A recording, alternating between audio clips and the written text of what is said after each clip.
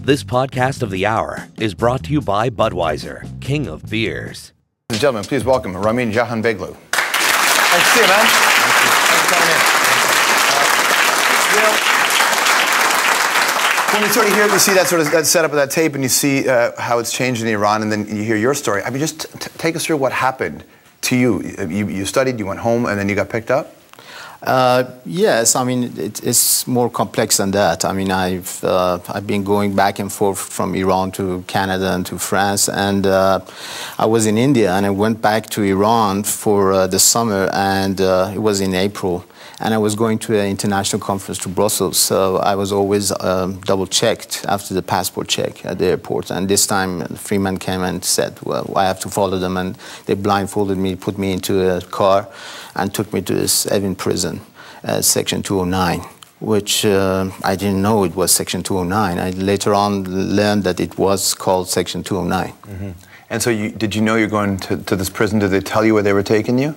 No, they were just telling me that they want to ask some questions and I might have a chance to get back to my flight. And I was asking, where are you taking me? I mean, it looked like these kind of movies they make in Hollywood, you know, they're just two men in the front and two men in the back, and they put your head and they cover your head.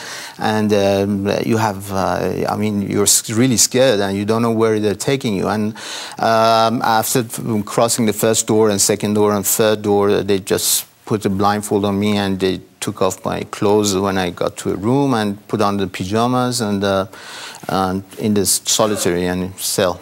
What did solitary confinement, like what was it like in there?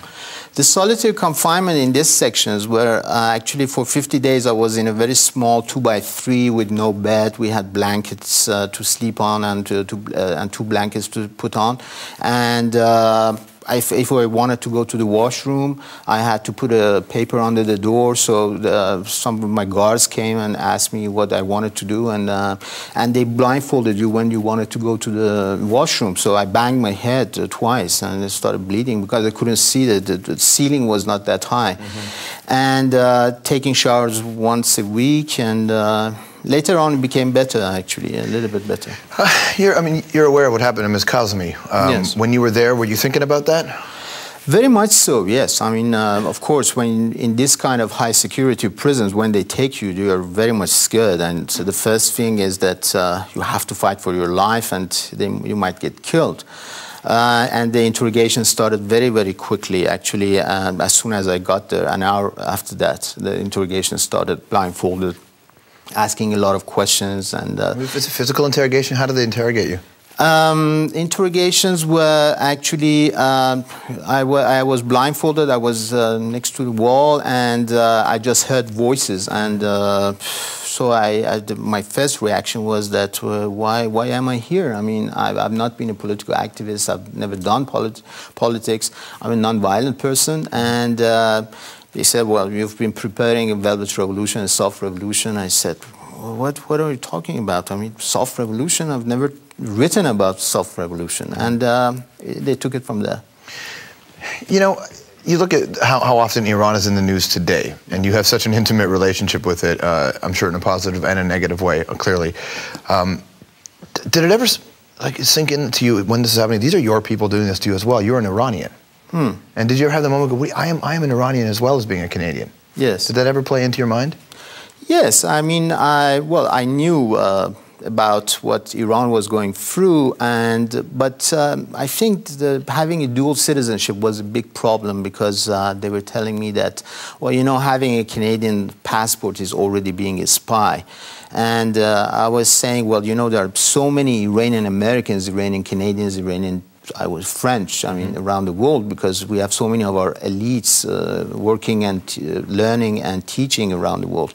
And they said, no, I mean, being a Canadian is to be a spy. I mean, so I know that I knew that I was going through a very difficult time, but I was trying to somehow to resist and get my mind out of the cell. You know, in solitary confinement, it's very difficult because you have to fight physically, but also mentally, more mentally than physically. How did you do it? What did you do to keep together? Well, I did some kind of few exercises in the morning. It was very difficult in 2 by 3 meters to do any exercises. But I said, you know, I read a lot about Holocaust survivors.